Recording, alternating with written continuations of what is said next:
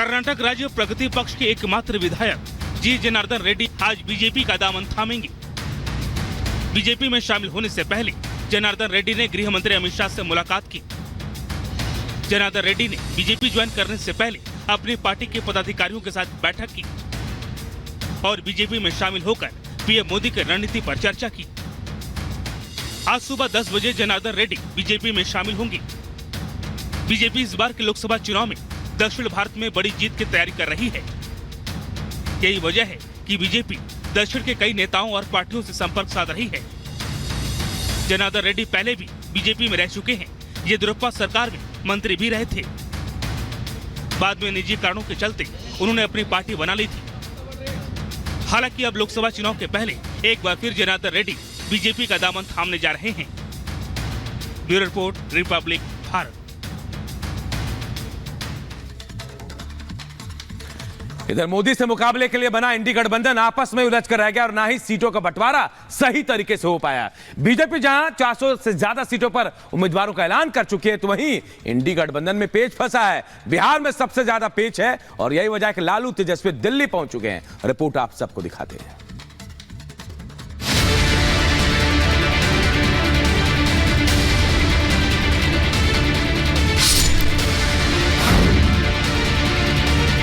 एकनाथ शिंदे, देवेंद्र फडणवीस, अजीत पवार, महाराष्ट्र में दिग्गज नेताओं की ये तिकड़ी जब से साथ आई है, हर दिन बढ़ता एनडीए का कुनबा मजबूती के नए कीर्तिमान स्थापित कर रहा है। तभी तो राष्ट्रीय समाज पार्टी भी अब मोदी की टीम में शामिल हो गई। सियासत में नाम बहुत दमदार नहीं है, मगर ये बताता है कि दल छोटा हो या बड़ा, हर कोई एनडीए का साथ चाहता है। तभी तो कांग्रेस के पूर्व सांसद और देश के बड़े उद्योगपति नवीन जिंदल ने भी पाला बदल लिया और कांग्रेस का हाथ छोड़कर बीजेपी का दामन थाम लिया। आज मेरे जीवन का एक बहुत ही महत्वपूर्ण दिन है और मुझे बहुत गर्व है कि आज मुझे ये सौभाग्य प्राप्त हुआ है कि मैं भारतीय जनता पार्टी में जुड़कर और माननीय प्रधानमंत्री श्री नरेंद्र मोदी जी के नेतृत्व में मैं मिलजुल करके देश के प्रति मैं अपना योगदान मैं दे सकूं। एक तरफ तो मोदी की टीम में लगातार बढ़ोतरी हो रही है, तो महाराष्ट्र से लेकर दिल्ली तक पीएम मोदी के योद्धा सियासी चुनौतियों को पार कर आगे बढ़ते जा रहे हैं। तो उधर महाविकास अघाड़ी में अब तक पेच फंसा हुआ है। सीटों को लेकर कोई बात नहीं बन पा रही। उद्धव हो या पवार, कांग्रेस हो या प्रकाश अंबेडकर, हर कोई अपनी बात पर अड़े हैं और गठबंधन मुसीबत की सीढ़ियां चढ़ता जा रहा है। तो बीजेपी 20 सीटों का ऐलान कर चुकी है और अब बची हुई सीटों के लिए भी सीएम एकनाथ शिंदे के आवास पर एक बड़ी बैठक हुई, जिसमें डिप्टी सीएम देवेंद्र फडणवीस और डिप्टी सीएम अजीत पवार शामिल हुए। एनडीए में सीट बंटवारा फाइनल करने के लिए मीटिंग में मंथन किया गया। तो सूत्रों के मुताबिक खबर है कि अजीत पवार की मांगी गई 7 सीटों को लेकर भी चर्चा हुई है। खबरों के मुताबिक एनडीए ने बाकी काम भी पूरा कर लिया है। तो प्रकाश अंबेडकर के बागी तेवर और गठबंधन की खींचतान की वजह से अब तक महाविकास अघाड़ी की सूची लेट होती जा रही है।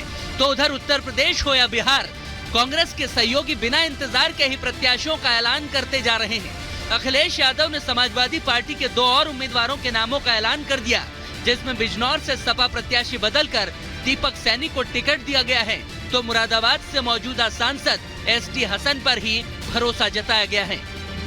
क्या पूरा हिंदुस्तान या आप लोग प्रेस ये बात नहीं जानती कि अखिलेश यादव जी की लड़ाई किससे है? सिर्फ और सिर्फ उत्तर प्रदेश में अखिलेश यादव जी बीजेपी से लड़ सकते हैं और बीजेपी को हरा सकते हैं। जनता जानती है, मुसलमान जानता है कि इस वक्त हम बंटने वाले नहीं हैं। आज के दौर जो टाइम मुसलमान का इस देश में गुजर रहा है और गुजरा है, उसको देखते हुए मुसलमान कभी भी बटेगा।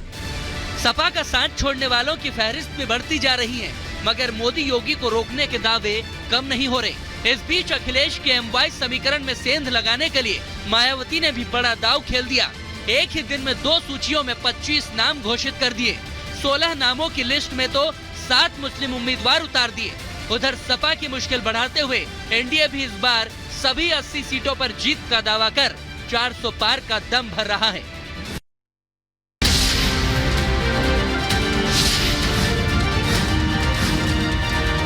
से कूदने पर आरोपी आमिर के पैर में लगी चोट। देश भर में होली को लेकर लोगों में भारी उत्साह। देश के अलग अलग हिस्सों में मनाई जा रही होली, कहीं गुलाल से तो कहीं पानी की बौछार से लोग मना रहे होली का त्योहार। यूपी के मथुरा में धूमधाम से मनाई जा रही होली। इस मौके पर चतुर्वेदी समाज की ओर से भव्य डोला द्वारिकाधीश मंदिर से निकाला गया। देश के अलग अलग हिस्सों से पहुंचे हैं लोग। अयोध्या में राम जन्मभूमि मंदिर में रंगों के त्योहार की दिखी धूम। भक्तों ने जमकर मनाई होली, एक दूसरे को रंग लगाकर बधाई दी। राम जन्मभूमि के मुख्य पुजारी आचार्य सत्येंद्र दास का बयान, कहा बहुत भव्य दिव्य तरीके से मनाई जा रही इस बार की होली। रामलला को गुलाल लगाया जाएगा। हिमाचल प्रदेश के कुल्लू में होली की धूम। ढोल नगाड़ों के साथ टोलियों में निकले लोग, पारंपरिक गीत गाकर एक दूसरे को रंग भी लगाया। प्रधानमंत्री मोदी ने देशवासियों को दी होली की बधाई। लिखा, यह पर्व सभी के जीवन में नई ऊर्जा और उत्साह लेकर आए। सीएम योगी ने भी प्रदेशवासियों को होलिका दहन और होली की शुभकामनाएं दी। कहा, जहां भक्ति वहां शक्ति होती है। पर्व त्योहार शांति के प्रतीक होने चाहिए। कराची शहर में भी दिखाई दिया रंगों के त्योहार का उत्सव। पाकिस्तानी भी मनाते हुए नजर आए होली, एक दूसरे को गुलाल लगाया। मॉस्को कंसर्ट हॉल हमले को लेकर आज पूरे रूस में मनाया जाएगा शोक दिवस। 130 मृतकों के लिए रखा जाएगा शोक दिवस। रूसी जांच समिति के प्रमुख अधिकारियों ने मॉस्को के कंसर्ट हॉल का किया दौरा। जांचकर्ताओं की बैठक भी हुई। रूस के कॉन्सर्ट हॉल पर हमले को मॉस्को में आधे झंडे आज झुकाए गए हैं। हमले में मारे गए लोगों ने के शोक के लिए झंडों को झुकाया गया है।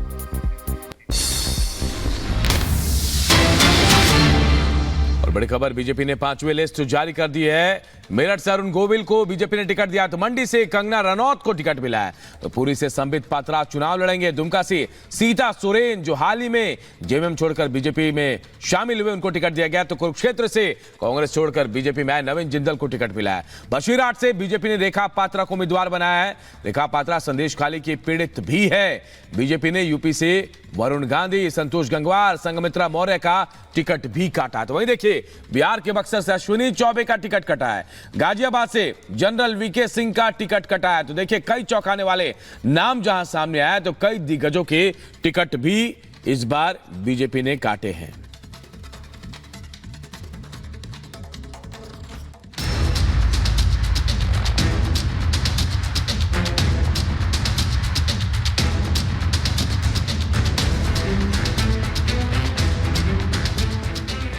लोकसभा चुनाव के लिए बीजेपी ने उम्मीदवारों की 5वीं लिस्ट जारी कर दी है। इस लिस्ट में कई चौंकाने वाले नाम भी सामने आए, लेकिन इस लिस्ट में 2 नाम ऐसे हैं जो खूब सुर्खियां बटोर रहे हैं। पहला, बॉलीवुड अभिनेत्री कंगना रनौत और दूसरा, भगवान राम के किरदार से मशहूर हुए अभिनेता अरुण गोविल। बीजेपी ने कंगना रनौत को हिमाचल प्रदेश के मंडी से टिकट दिया है, तो वहीं अरुण गोविल को उत्तर प्रदेश के मेरठ से लोकसभा के रण में उतारा है। भारतीय जनता पार्टी ने अपनी 5वीं लिस्ट के जरिए कुल 111 उम्मीदवारों को मैदान में उतारा है। पार्टी ने इस बार पीलीभीत से मौजूदा सांसद वरुण गांधी का टिकट काट दिया है। बीजेपी ने वरुण गांधी की जगह जितिन प्रसाद, जबकि गाजियाबाद सीट से मौजूदा सांसद और केंद्रीय मंत्री जनरल वीके सिंह की जगह अतुल गर्ग को टिकट दिया है। बीजेपी की इस लिस्ट में कंगना और अरुण गोविल के अलावा भी ऐसे कई नाम हैं जिनकी खूब चर्चा हो रही है। जहां वरुण गांधी का टिकट कट गया, वहीं उनकी मां मेनका गांधी को सुल्तानपुर से मैदान में उतारा गया है। वरुण गांधी के गढ़ में कांग्रेस से आए जितिन प्रसाद को टिकट दे दिया गया है।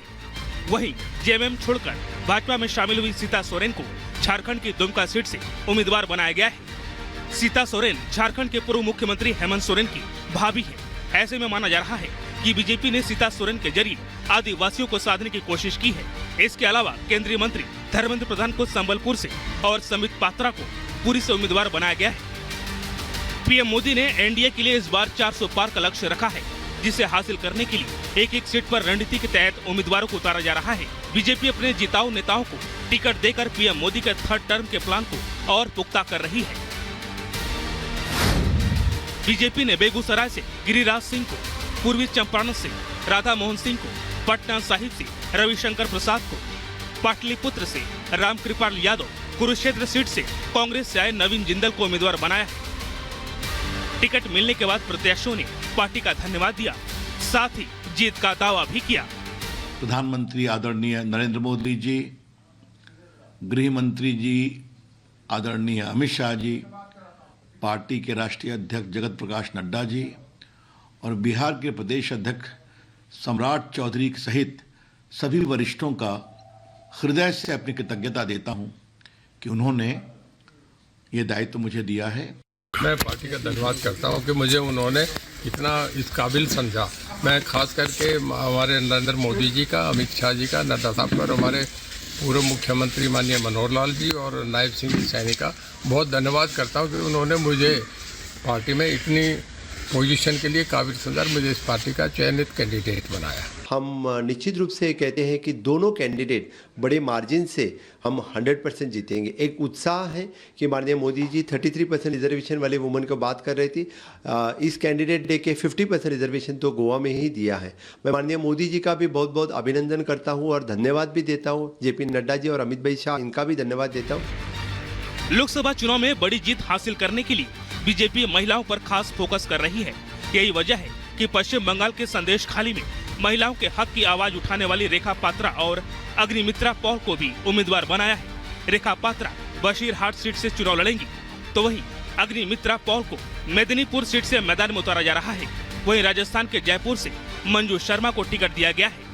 हम बहुत बहुत धन्यवाद देना चाहते हैं हमारे नेतृत्व, हमारे माननीय प्रधानमंत्री जी, गृह मंत्री जी, हमारे प्रेसिडेंट नड्डा जी, हमारे संगठन मंत्री BL संतोष जी एंड हमारे प्रदेश के डॉक्टर सुकांतो मजुमदार, शुभेंदु अधिकारी। हमारे भारतीय जनता पार्टी ने इतिहास रचा है। एक नारी सम्मान में नारी सशक्तिकरण के लिए महिला को जयपुर का प्रतिनिधित्व करने के लिए दिया है, राजस्थान की राजधानी का। तो ये हमारे लिए और महिलाओं के लिए तो जो आधी आबादी है उसके लिए बहुत ही खुशी की बात है और सब लोग सपोर्ट करते हैं। फिलहाल बीजेपी ने इन प्रत्याशियों के जरिए बड़ी जीत की रणनीति बना रही है। शीर्ष नेतृत्व ने सियासी और जातीय संकुल को साधने की पूरी कोशिश की है। साथ ही ग्लैमरस चेहरों के जरिए वोटरों को लुभाने के प्रयास किए जा रहे हैं। Bureau report, Republic Bharat. देखिए, बीजेपी दक्षिण भारत को साधने के लिए लगातार कवायद भी कर रही है और सबसे बड़ी बात कि मोदी की गारंटी, विकास की गारंटी के नाम पर कई दिग्गज बीजेपी में शामिल भी हो रहे हैं और इसी कड़ी में एक नया नाम है जनार्दन रेड्डी, जो आज बीजेपी में शामिल होने वाले हैं। रिपोर्ट आप सबको दिखाते हैं। कर्नाटक राज्य प्रगति पक्ष के एकमात्र विधायक जी जनार्दन रेड्डी आज बीजेपी का दामन थामेंगे। बीजेपी में शामिल होने से पहले जनार्दन रेड्डी ने गृह मंत्री अमित शाह से मुलाकात की। जनार्दन रेड्डी ने बीजेपी